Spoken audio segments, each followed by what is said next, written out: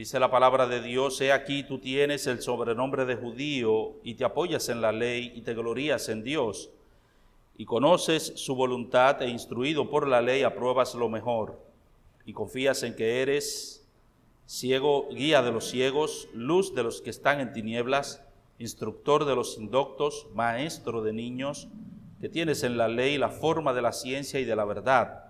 Tú pues que enseñas a otro, ¿no te enseñas a ti mismo? Tú que predicas que no se ha de hurtar, hurtas. Tú que dices que no se ha de adulterar, adulteras. Tú que abominas de los ídolos, cometes sacrilegio. Tú que te jactas de la ley, con infracción de la ley deshonras a Dios. Porque como está escrito, el nombre de Dios es blasfemado entre los gentiles por causa de vosotros. Pues en verdad, la circuncisión aprovechas si guardas la ley, pero si eres transgresor de la ley, tu circuncisión viene a ser incircuncisión. Si pues el incircunciso guardare las ordenanzas de la ley, ¿no será tenida su incircuncisión por circuncisión? Y el que físicamente es incircunciso, pero guarda perfectamente la ley, te condenará a ti, que con la letra de la ley y con la circuncisión eres transgresor de la ley. Pues no es judío el que lo es exteriormente, ni es la circuncisión la que se hace exteriormente en la carne, sino que es judío el que lo es interiormente, y la circuncisión es la del corazón en espíritu, no en letra, la alabanza del cual no viene de los hombres, sino de Dios. Padre, como cantábamos hace un momento, te damos gracias porque Cristo es esa roca, Él es esa fuente de donde emana el agua que quita la sed de manera permanente, esa agua que todo aquel que la toma salta para vida eterna. Y nosotros te agradecemos porque hemos tomado de esa agua, hemos acudido a esa fuente para beber de él y de esa manera nosotros tener la vida eterna. Pero también nosotros te agradecemos porque tu palabra es agua también que limpia, oh Dios del cielo, aquellas partes de nuestra vida que se ensucian mientras nosotros vamos caminando por este mundo hacia las puertas de perlas. Nosotros te suplicamos ahora que vamos a predicar tu palabra, que ella, oh Dios del cielo, actúe en nosotros como ese instrumento purificador, para que nosotros podamos vivir conforme a tu santa y divina voluntad. Bendícenos conforme a tu gracia y misericordia y asístenos en el tiempo de la predicación. En el nombre de Jesús te lo suplicamos. Amén.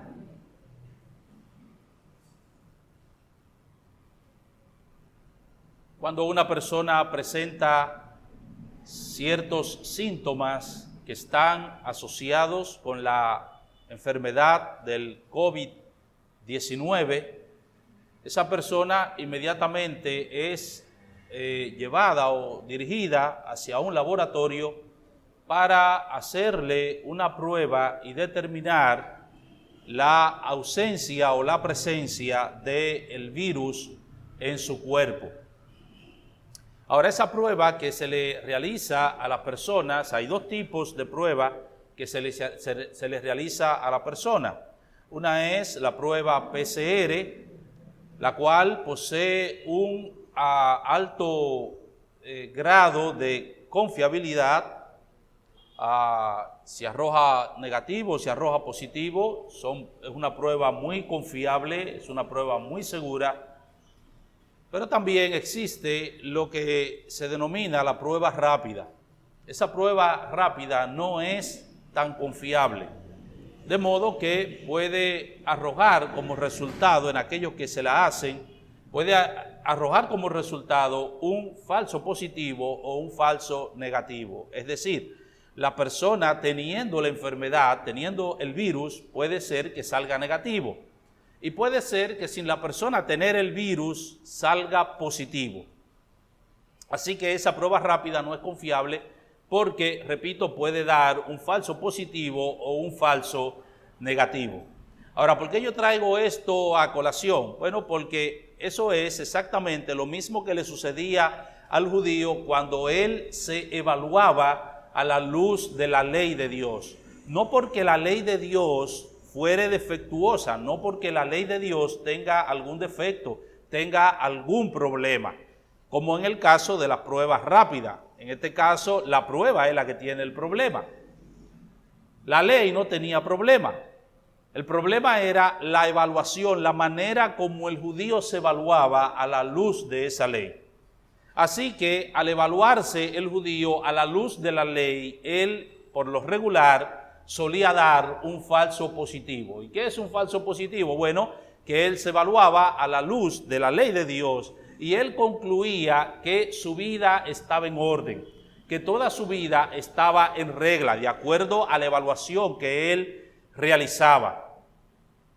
Él se miraba, repito, a la luz de la letra de la ley y concluía que él merecía el cielo, que él merecía de Dios la salvación, que él era superior, que él estaba en un nivel superior con relación a los demás seres humanos. Y eso es lo que el apóstol Pablo viene a tratar y a corregir en esta sección que nosotros estudiaremos hoy, y que yo he titulado El verdadero judío delante de Dios, o el verdadero judío para Dios, o el judío que Dios aprueba. Ese es el tema bajo el cual voy a considerar esta sección. Y lo primero que quiero que veamos aquí es la autopercepción del judío en relación a Dios y en relación a la ley de Dios. La autopercepción del judío o la autoevaluación del judío en relación a Dios y a su ley. Miren una vez más los versículos 17 y 18. He aquí tú tienes el sobrenombre de judío y te apoyas en la ley, te glorías en Dios y conoces su voluntad e instruido por la ley apruebas lo mejor. Lo primero que nosotros encontramos aquí es que los judíos se jactaban precisamente del hecho de ser judíos y por lo tanto ellos se creían superior a los demás. Eso es lo que el apóstol Pablo nos está diciendo aquí. He aquí tú tienes el sobrenombre de judío. Es cierto que los judíos constituían el pueblo escogido del antiguo pacto. No hay duda de eso. Éxodo capítulo 19, versículo 6. El mismo Dios escogió a este pueblo y ellos eran un pueblo especial para Dios, el pueblo del antiguo pacto, el pueblo escogido. Éxodo 19, 6. Y vosotros me seréis un reino de sacerdote. Miren el versículo 5. Ahora pues, si diereis oído a mi voz y guardareis mi pacto, vosotros seréis mi especial tesoro sobre todos los pueblos, porque mía es toda la tierra. Y vosotros me seréis un reino de sacerdote y gente santa. Estas son las palabras que dirás a los hijos de Israel. Un pueblo especial, un pueblo escogido por Dios, el pueblo, repito, del antiguo pacto. Deuteronomio capítulo 10, versículo 15. Deuteronomio capítulo 10, versículo 15. Solamente de tus padres se agradó Jehová para amarlos y escogió su descendencia después de ellos, a vosotros, de entre todos los pueblos, como en este día. Ustedes son un pueblo especial porque Dios los ha escogido, porque Dios los ha amado con un amor especial. Isaías capítulo 43. Isaías capítulo 43. Versículos 20 y 21.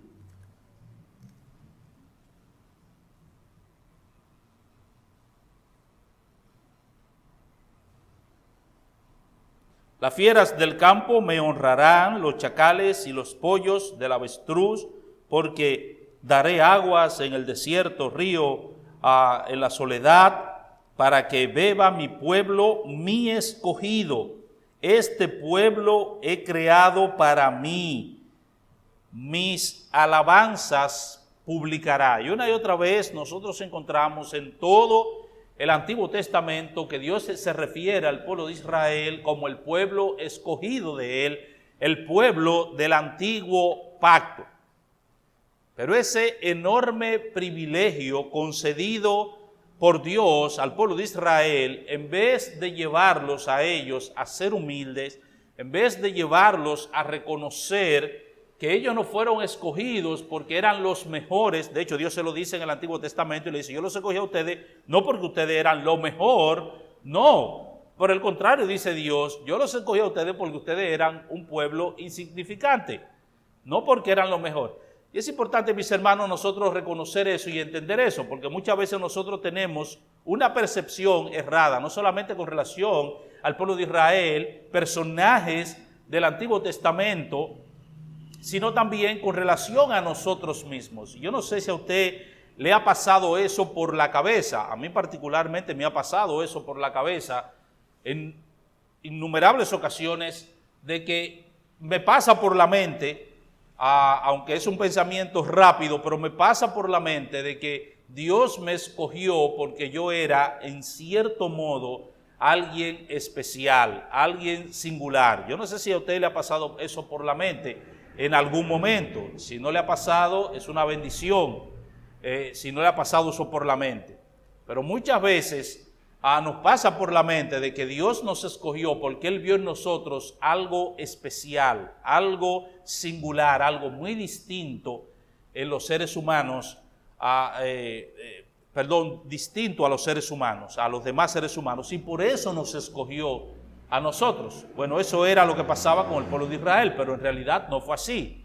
El padre de la nación de Israel es Abraham, o sea, Dios llamó a Abraham en Génesis capítulo 12, y es interesante porque cuando en Génesis capítulo 12 se nos habla del llamado de Abraham, la Biblia dice que Dios llama a Abraham de Ur, de los caldeos, y por eso Dios tiene que decirle: deja tu tierra y tu parentela y ven y sal a una tierra que yo te mostraré. ¿Y por qué Abraham debía dejar su tierra y debía dejar su parentela? Bueno, porque Ur de los caldeos, de donde era Abraham, era una tierra eminentemente idólatra, y su familia también era idólatra. Como dijo un pastor en una clase, Abraham era un brujo. Así que eso es para que entiendan, para que tengan una idea. De manera entonces que nosotros vemos y decimos: wow, Abraham, Dios lo llamó porque él era bueno, él es el padre de la fe. Sí, él es el padre de la fe porque Dios lo hizo el padre de la fe. Ninguno de los personajes que nosotros encontramos en el Nuevo Testamento tenía alguna característica especial por la cual Dios lo llamó, en base a sus virtudes. Ni tampoco el pueblo de Israel. Cuando Dios llama al pueblo de Israel como pueblo, ¿dónde se encontraba el pueblo de Israel? Eran esclavos en una nación, eran siervos, esclavos, y es de allí de donde Dios los llama. Así que Dios les aclara vez tras vez que Él no los ha llamado a ellos porque vio en ellos algo especial. No, lo único especial que Dios vio en ellos es precisamente que no eran absolutamente nada. Eso fue lo único especial. Y Dios los llamó para manifestar, como siempre, su grandeza, para manifestar su poder, para manifestar su gracia y misericordia a través de ellos. Así que, como este pueblo había sido escogido por Dios, eso debió llevar al pueblo a considerar de dónde Dios los había sacado y ser personas humildes, y de esa manera glorificar al Señor. Pero eso no fue lo que ellos hicieron. Más bien, ellos eso los llevó a ellos a un sentido de orgullo, a un sentido de jactancia, a creerse que eran superiores a los demás, a las demás personas. Ahora, hay un sentido santo en el que los redimidos debemos sentirnos orgullosos de nuestra posición y de nuestra posesión. O sea, hay un sentido santo en que usted puede decir con todo orgullo, usted puede decir y debe decir, yo soy cristiano. Yo soy cristiano. Ustedes recuerdan cuando Amán, aquel funcionario del gobierno de el rey Asuero, se enojaba porque todo el mundo, aunque todo el mundo se postraba delante de él, un hombre llamado Mardoqueo no hacía tal cosa. Y él se enojaba. Y los siervos de Amán le decían a Mardoqueo que le preguntaban, ve acá, ¿y por qué todo el mundo se arrodilla delante de Amán, excepto tú? ¿Saben cuál fue la respuesta que le dio Mardoqueo? La razón por la que yo no me arrodillo delante de Amán es porque yo soy un judío. Esa fue la razón, Esther capítulo 3, versículos 1 al 4. Esa es la razón por la que yo no me arrodillo. Yo soy un judío, eso es idolatría. Y nosotros no hacemos tal cosa. Nosotros solamente nos arrodillamos delante de Dios. Nosotros solamente honramos a Dios en ese sentido. Solamente adoramos a Dios. Así que nosotros no adoramos hombres, porque yo soy un judío. Eso fue lo que le dijo a Mardoqueo. Y en ese sentido, hermanos, todos nosotros debemos enorgullecernos de lo que somos. De hecho, sería pecado que usted no sienta orgullo de lo que usted es. Sería pecado que usted no sienta orgullo de lo que usted es. O sea, que usted no sienta orgullo de ser cristiano. Eso sería pecado. Por eso Cristo dijo que el que le confesare delante de los hombres, él también le confesará delante de su Padre. Pero el que se avergonzare delante de los hombres, él también se avergonzará de él. Así que si usted se avergüenza de ser cristiano, entonces usted no es digno del reino de los cielos. Usted no es digno de estar con Cristo. Porque si usted se avergüenza de su Salvador, no es digno de él. Por eso Pablo decía, yo no me avergüenzo del Evangelio, porque el Evangelio es poder de Dios. No me avergüenzo del Evangelio. Y es en ese sentido también, en ese sentido santo que debemos enorgullecernos, que el apóstol Pablo nos dice en primera a los Corintios, capítulo 1, versículo 31, para que como está escrito, el que se gloría, gloríese en el Señor. Y antes de eso le dice, miren hermanos su vocación, ustedes no son muchos sabios según la carne, ni mucho poderosos, ni muy nobles. Fue que lo vil del mundo escogió Dios. Primero Pablo lo pone en perspectiva y le dicen para que sepan de dónde Dios lo sacó.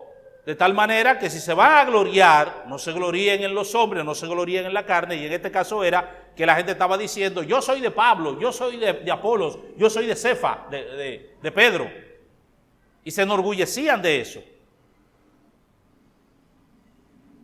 Como muchas veces la gente se enorgullece de yo soy bautista, yo soy pentecostal y yo soy que sí yo qué. Pablo está diciendo, el que se gloría, gloríese en el Señor. Porque el Señor fue el que nos salvó. O sea, si te vas a gloriar de algo, no es de que sea bautista o de que sea que sí o qué. Gloríate de que eres cristiano. De eso es que te tienes que gloriar, de que tú eres un cristiano.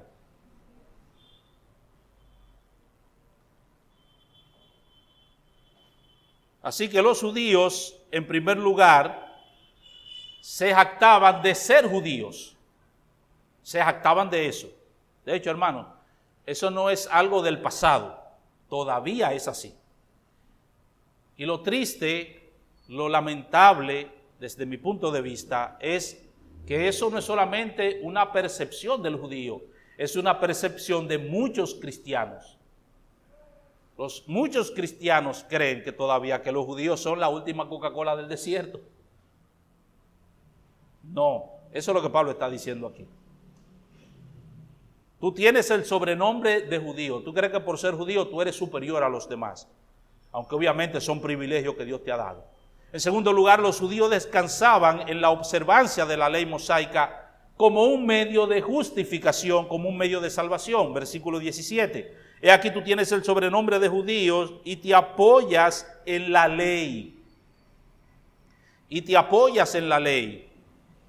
Una vez más debo aclarar, mis hermanos, que la ley de Dios no es mala, que la ley no tiene problemas en sí. Más adelante en esta misma carta el apóstol Pablo declara que la ley a la verdad es santa y el mandamiento es santo, justo y bueno. Romanos capítulo 7, versículo 12. El hombre verdaderamente feliz es aquel, dice el salmista, que se deleita en la ley de Jehová, que ha puesto su delicia en la ley de Jehová. Salmo capítulo 1, versículos 1 y 2. Y en el Salmo capítulo 119, versículo 97, el salmista exclamó, oh, cuánto amo yo tu ley, todo el día es ella mi meditación. Así que la ley de Dios no es mala. La ley es extraordinariamente buena, porque en ella, o por medio de ella, Dios ha constituido la norma para regular nuestra conducta. La ley es la norma que Dios ha establecido para regular nuestra conducta. La razón por la que nosotros no debemos robar es porque hay un mandamiento que dice, no robarás. La razón por la que nosotros no debemos adorar imágenes, ídolos, etcétera, es porque hay un mandamiento que dice que no debemos hacer eso.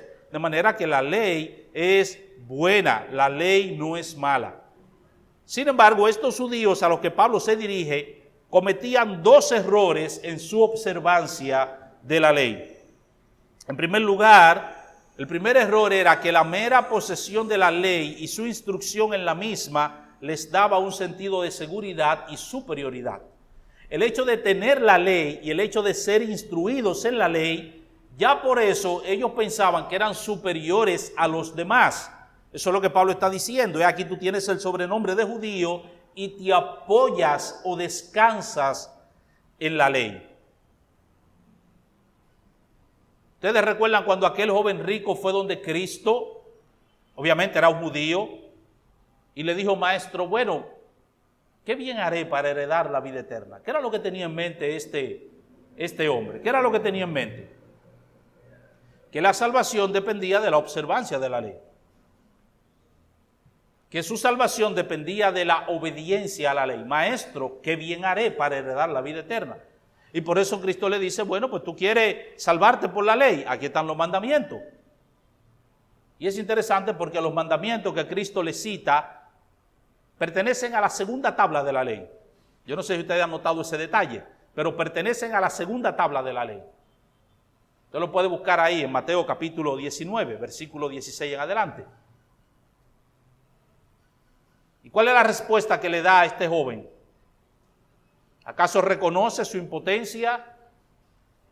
¿Acaso reconoce su incapacidad de poder ajustarse a esos mandamientos? Esa no es la respuesta. ¿Recuerda la respuesta? Maestro, todo esto lo he guardado. ¿Desde cuándo? ¿Y por qué desde mi juventud? Y la idea ahí es, ¿cómo es? Todo esto lo he guardado desde mi juventud, pero era un joven. Todo esto lo he guardado desde mi juventud, pero era un joven. Porque la idea es, todo esto lo he guardado desde mi infancia. Esa es la idea. Desde mi infancia. ¿Y por qué? Porque he sido instruido en esos mandamientos. Y yo me he ajustado, yo me he apegado a esos mandamientos al pie de la letra. Y después Cristo le demuestra que eso era mentira. Ahora, hermano, es interesante la manera como Cristo trataba con las personas. Porque Cristo no le dice al tipo, mira, tú eres un mentiroso. No es eso lo que Cristo le dice. Cristo le dice, te falta una cosita. Está bien, perfecto. Estoy de acuerdo contigo, pero te falta una cosita. Anda, vende todo lo que tiene y dalo a los pobres y ven y tendrás tesoros en el cielo. Ahora, ¿qué era lo que Cristo estaba haciendo? Cristo simplemente lo que estaba haciendo, mis hermanos, era resumiendo la segunda tabla de la ley. Él estaba resumiendo esos mandamientos. ¿Cuál es la suma, el resumen de la segunda tabla de la ley? ¿Cuál es? La suma, el resumen de la segunda tabla de la ley, ¿cuál es? Amarás a tu prójimo como a ti mismo. La suma, el resumen de la primera tabla de la ley es amarás al Señor con toda tu mente, con todo tu corazón, con toda tu alma y con toda tu fuerza. Ese es el primero y grande mandamiento porque resume la primera tabla de la ley. ¿Qué gobierna nuestra relación con Dios? El resumen de la segunda tabla de la ley, que es horizontal y gobierna nuestra relación con los seres humanos, es amar al prójimo como a nosotros mismos. Por eso Cristo dijo, de estos dos mandamientos depende toda la ley y los profetas. No solamente la ley, no solamente el decálogo, todo el Antiguo Testamento se resume en esos dos mandamientos. Y ahora Cristo le dice a él, te falta una cosita, vende todo lo que tienes, dalo a los pobres y ven y sígueme y tendrás tesoro en los cielos. ¿Y qué era eso, hermano? Amor al prójimo en la práctica. ¿Y qué hizo el joven rico? ¿Recuerdan qué hizo el joven rico? Se puso triste, dio media vuelta y se fue. Así que ese era el problema del judío. Ese era el problema también, eso lo vemos también en la parábola del fariseo y el publicano. ¿Cómo pretendía el fariseo justificarse delante de Dios según el relato de Cristo en esa parábola? ¿Cómo? Observando la ley. Dios, te doy gracias porque no soy como los demás hombres. Ellos son ladrones, adúlteros, ni aún como este publicano. Mira, yo ayuno 2 veces a la semana y doy diezmo de todo lo que gano.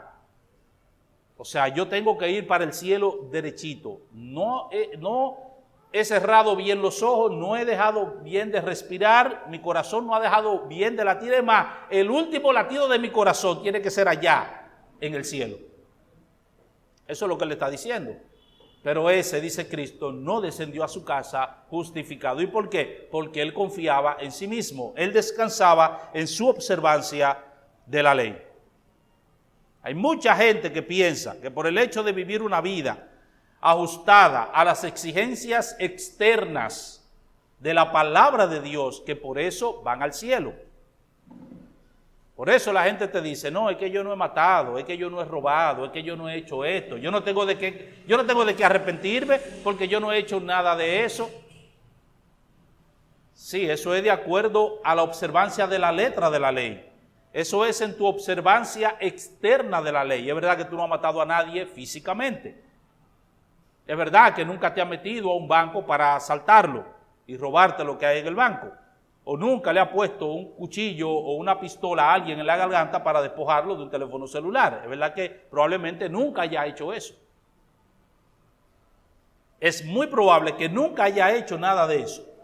Pero como quiera, cuando miras el espíritu de la ley, te vas a dar cuenta que eres un ladrón y que eres un asesino. Y todos los otros, ha violado todos los otros mandamientos. Pero la gente cree que por su observancia a las exigencias externas de la ley, cree que sus papeles están en regla delante de Dios. Y otros también piensan que solamente por el hecho de tener la palabra de Dios, que ya por eso el Señor los va a bendecir e irán al cielo. Por eso no van a faltar personas que tengan en su mesita de noche o tengan en algún estante, en alguna repisa o en algún librero, usted los encuentre siempre con una Biblia abierta en algún pasaje que tenga que ver con alguna promesa de Dios, como el Salmo 23 o el Salmo 91. Y la gente cree que por tenerlo a eso ahí, eso actúa como una varita mágica. Y eso es lo que Pablo le está diciendo aquí al judío. Aquí tú tienes el sobrenombre de judío y te apoyas en la ley. O sea, tú crees que por eso tú eres salvo. Tú crees que por ser judío tú eres salvo. Y tú crees que por tener la ley y observarla externamente, tú piensas que tú eres salvo. Pero sigue diciendo algo más el apóstol Pablo aquí. Y él dice aquí, los judíos se jactaban de su discernimiento espiritual. De su discernimiento espiritual. Versículo 18, y conoce su voluntad e instruido por la ley, apruebas lo mejor. La exposición de los judíos a la ley de Dios, obviamente que los había colocado, a diferencia de los paganos, de los gentiles, en una posición de poder discriminar entre lo bueno y lo malo, las cosas que realmente valen la pena de aquellas cosas que son banales.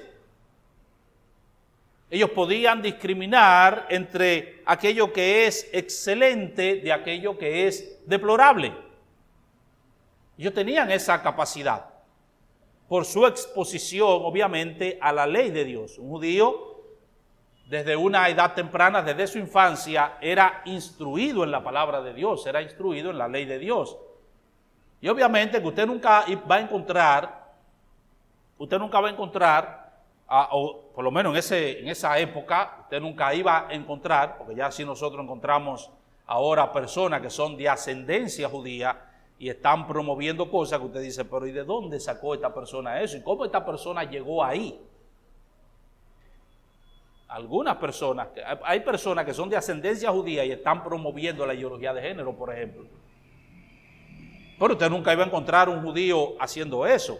Por ejemplo, un judío que estaba en una cultura pagana como la cultura romana, donde, por ejemplo, el infanticidio era algo legal, o sea, asesinar a los niños tan pronto como nacieran, si usted no lo quería, solamente por el sexo, porque si era una mujer, no, espérate, yo no quiero mujeres.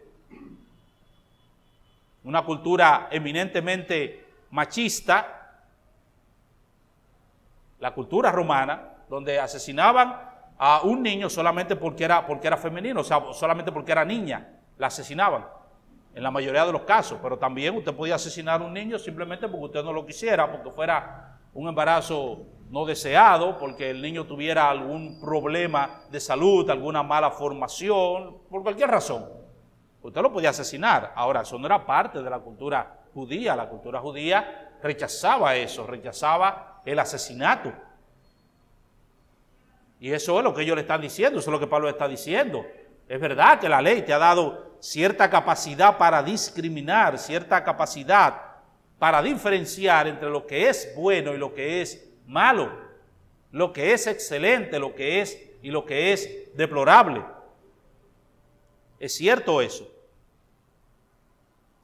Ahora, insisto de nuevo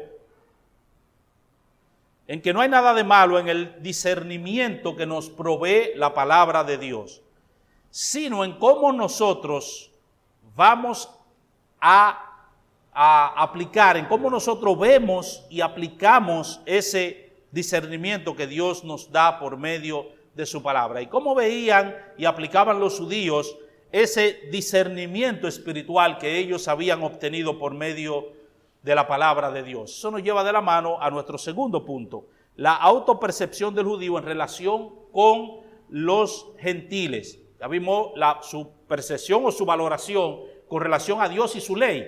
Ahora su valoración con relación a las demás personas. Cómo ellos se veían con relación a las demás personas.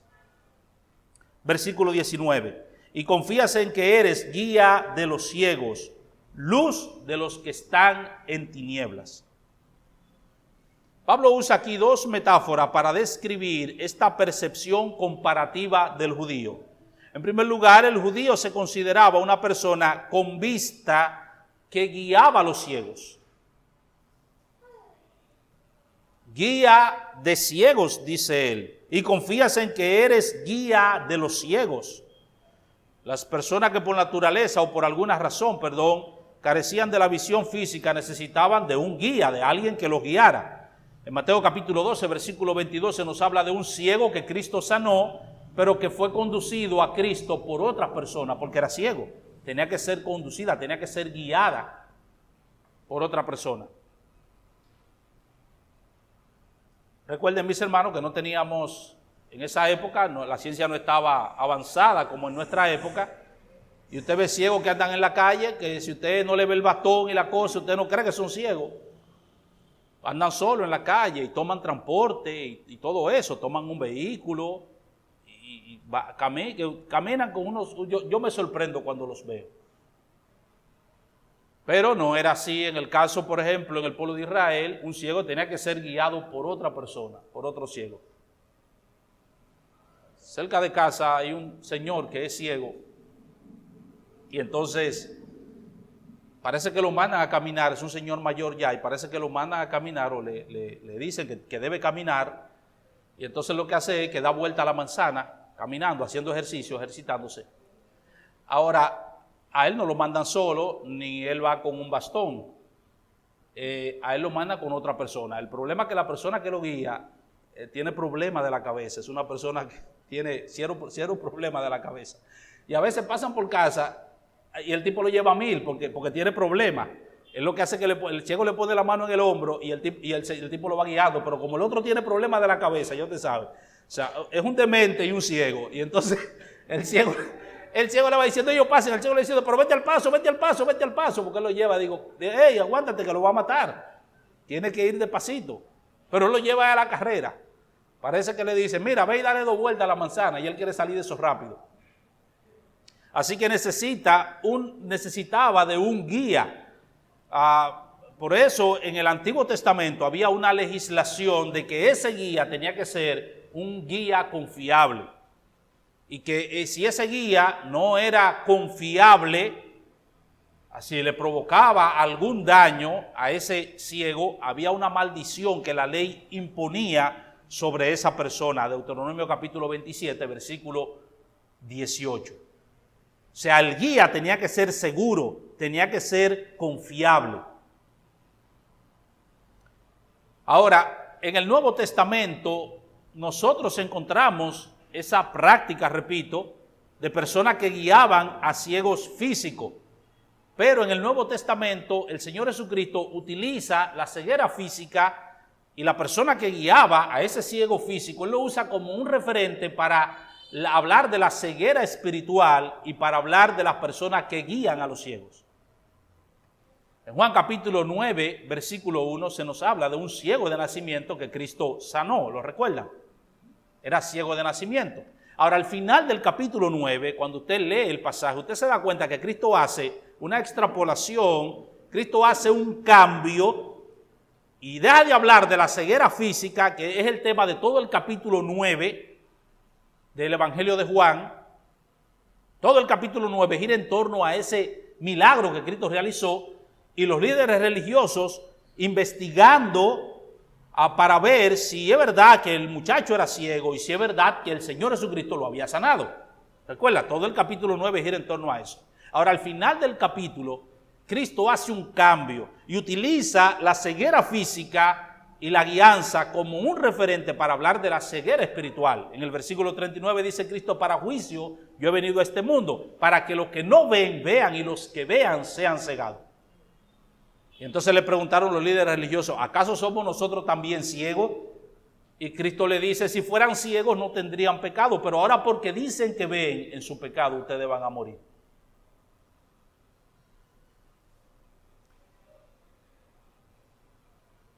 En Mateo capítulo 23, versículo 15, el Señor Jesucristo habla acerca de los líderes religiosos que eran guías ciegos. Hay de vosotros, dice el Señor Jesucristo, guía ciego, hay de ustedes que son ciegos y guían a otros ciegos. Miren el capítulo 23 el versículo 16. Mateo 23.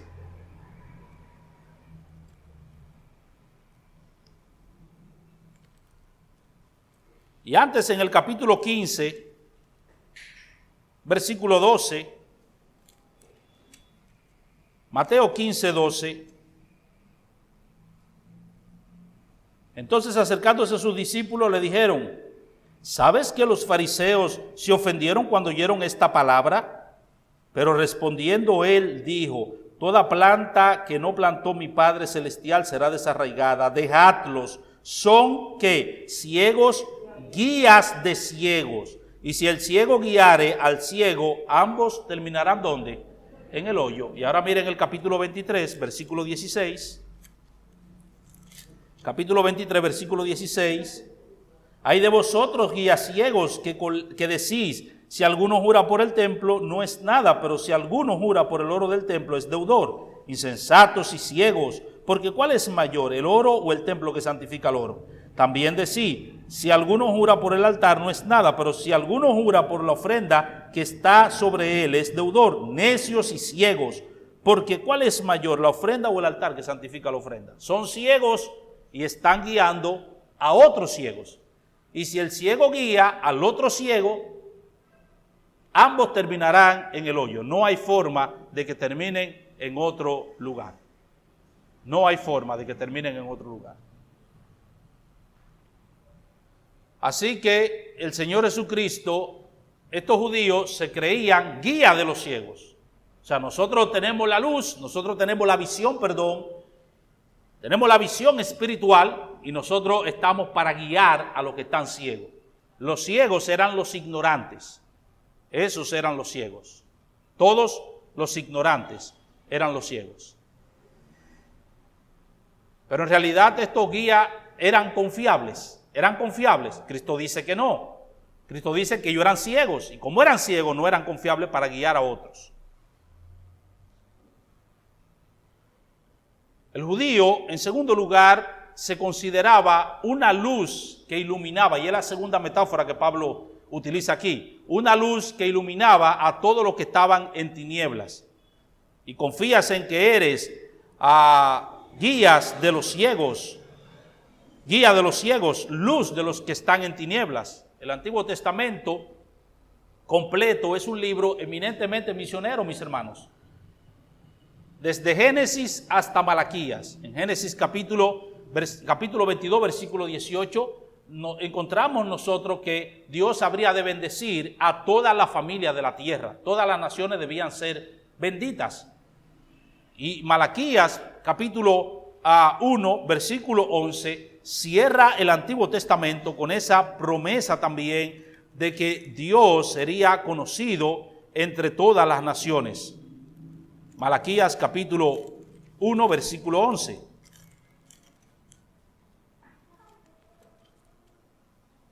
Porque desde donde el sol nace hasta donde se pone, es grande mi nombre entre las naciones. Y en todo lugar se ofrece a mi nombre incienso y ofrenda limpia. Porque grande es mi nombre entre las naciones, dice Jehová de los ejércitos. Así que ustedes pueden ver desde Génesis hasta Malaquías, todo el Antiguo Testamento es un libro misionero. Y el pueblo de Israel, el pueblo del Antiguo Pacto, era el protagonista en hacer precisamente que el nombre de Dios fuese conocido entre todas las naciones. Dios llamó a esta nación, la separó, la apartó, la santificó, lo hizo un pueblo especial, distinto a las demás naciones, y ese pueblo debía dar a conocer el nombre de Dios entre las demás naciones. Esa era su responsabilidad. Y en cierto modo Israel hizo eso. Si Dios fue conocido en el Antiguo Testamento en medio de naciones paganas, fue debido a la nación de Israel. De hecho, hermanos, el cristianismo nace en el seno del judaísmo. Es en el seno del judaísmo que nace el cristianismo. El cristianismo que impactó a todo el imperio romano y que hoy es conocido en el mundo entero, o que se ha convertido en un foco, un faro que ilumina al mundo entero, nació en el seno del judaísmo. Se separó del judaísmo después de la destrucción del segundo templo en el año 70 de la era cristiana. Pero nació en el seno del judaísmo. Por eso Cristo le dijo a los discípulos: ustedes me serán testigos, ¿dónde? En Jerusalén, en toda Judea, en Samaria y hasta lo último de la tierra. Ahora bien, es evidente que ya en el tiempo de Cristo, el judaísmo, con su religiosidad legalista, externa y formalista, había perdido por completo su capacidad de alumbrar a los paganos. En Mateo 23, versículo 15 dice Cristo: ay de vosotros, escribas y fariseos hipócritas, porque recorréis mar y tierra para ser un prosélito. Un prosélito era una persona que se convertía del paganismo al judaísmo. Eso es lo que se conoce como prosélito. Para ser un prosélito, dice Cristo, y una vez hecho, le hacéis 2 veces más hijos del infierno que vosotros. En otras palabras, ustedes van caminando al infierno. Y cuando ustedes traen un pagano del paganismo al judaísmo, lo que lo están haciendo también es una persona digna del infierno, o lo están guiando para que vaya con ustedes también al infierno. Ellos habían perdido esa capacidad. Y es por eso que en el Sermón del Monte, en el capítulo 5, versículo 14, Cristo le dice a los cristianos: ustedes son la luz del mundo. Ustedes, y solamente ustedes, exclusivamente ustedes, los cristianos, son la luz del mundo, le dice a sus discípulos, nadie más. Y Pablo, escribiendo a los filipenses, le dice que nosotros resplandecemos en medio de este mundo como luminares en el mundo. Como luminares en el mundo. Así que el judío que se creía todas estas cosas, no era en realidad nada de eso. No era superior a los demás hombres por el hecho de llamarse judío o por el hecho de descansar en la ley de Dios, de tenerla y ser instruido en ella. No era superior a los demás hombres por el hecho de que se creían guía de los ciegos o luz de los que estaban en tinieblas. Porque, como veremos la próxima semana, el verdadero judío no es el que nace en la nación de Israel, ni el que se ha sometido a un ritual determinado específico. Dios le dio al pueblo de Israel grandes privilegios. Sí, es verdad. El pueblo del antiguo pacto, es cierto, le dio grandes privilegios, pero ellos fallaron en el cumplimiento de su responsabilidad. En su mayoría, no todos. Hay judíos que se han convertido al cristianismo, que abrazaron a Cristo por la fe. Y antes de Cristo siempre hubo un grupo de judíos piadosos que adoraban al Señor y que cumplieron con su responsabilidad. Daniel y sus amigos, en medio de una nación pagana como Babilonia, ellos pudieron ser luz en medio de esa nación. Ellos pudieron alumbrar en medio de esa nación. Pero en sentido general, no fue el caso, ni lo es. Ni lo es. Por eso, hermano, la responsabilidad la tenemos nosotros, porque nosotros somos la única luz que este mundo posee. No podemos estar esperando, diga, que los judíos iluminen al mundo. No podemos esperar eso. Porque los judíos lo que están es peleando por un pedazo de tierra que ellos dicen que es de ellos. Nuestra tierra no está aquí, nuestra tierra está allá. Y esa es la que nosotros esperamos, esa patria celestial. Así que no estamos peleando por un pedazo de tierra. No. Nuestra patria está allá. Y ahora más que nunca tenemos nosotros, hermanos, que alumbrar con esa luz que Dios ha puesto en nosotros. El Señor Jesucristo es el sol y nosotros somos la luna. Nosotros simplemente reflejamos la luz de Cristo como un espejo. Y esa es la responsabilidad que nosotros tenemos. Sobre todo, hermanos, en medio de este mundo, de un mundo que está arropado por las tinieblas. Un mundo que está arropado por las tinieblas. Y aunque ustedes no lo sepan, o quizás algunos de ustedes lo ignoren, nosotros ahora más que nunca tenemos que orar al Señor, y ahora más que nunca nosotros tenemos que ejercer esa función de alumbrar, porque se nos quieren imponer una serie de leyes, hermanos, que nos van a impedir nosotros pararnos aquí en este púlpito y nosotros predicar con libertad como nosotros predicamos. Se nos quiere imponer que usted no le pueda decir a sus hijos en su casa lo que es bueno y lo que es malo. Se nos quiere imponer eso. Hay proyectos de leyes que se están empujando con mucha fuerza para que esas cosas se aprueben. Así que si nosotros permanecemos dormidos, si nosotros no hacemos lo que tenemos que hacer, esas leyes, hermanos, se verán aprobadas. Y repito, si yo me paro aquí a hablar de este púlpito en contra de la homosexualidad, en contra del lesbianismo y cosas como esa, yo voy a ser encarcelado. Igual que si usted lo hace en su casa. Hay proyectos de ley, yo no sé si usted lo sabía, donde se está queriendo que a los niños ahora se les dé una cédula de identidad y electoral a partir de los 12 años de edad. ¿Y cuál es el objetivo? ¿Cuál es el propósito?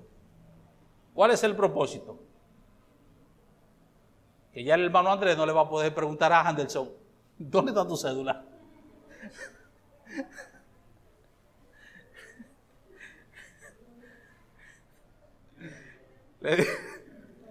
Él le va a decir, mírela aquí. Y le digo eso, mis hermanos, porque en una ocasión Anderson salió por ahí, aquí en el templo, salió por ahí, y Andrés no sabía dónde él estaba, creo que estaba donde Dani, no sé, y Andrés buscándolo, y lo busca por aquí, lo busca por allí, no lo encuentra, y cuando Andrés se aparece, al rato, Andrés le dice, ¿dónde tú estabas? Estaba allí, donde creo que era donde Dani, y él le dice, ¿dónde está tu cédula? Él no le va a poder decir eso, porque cuando él le diga eso, mire aquí mi cédula. Así que él va a poder llegar a las 3 de la mañana, él va a poder. Y si tiene cédula, obviamente que va a poder votar. Imagínese un niño de 12 años ahora votando. Que puede ser manipulado, que puede ser fácilmente dirigido. Mis hermanos, es complicado el asunto, más complicado de lo que usted piensa. Y a veces los cristianos están durmiendo ahí porque ellos creen que nada más es venir y cantar un coro y cantar una alabanza aquí y coger para su casa. No, mis hermanos. La iglesia no es la única, pero la iglesia es uno de los muros de contención que Dios ha puesto para impedir el avance de esa agenda globalista. Es la iglesia, mis hermanos. Nosotros los cristianos. Que Dios nos ayude para entender estas cosas, entender esa responsabilidad que Dios nos ha concedido y actuar en consecuencia. Que Dios les bendiga.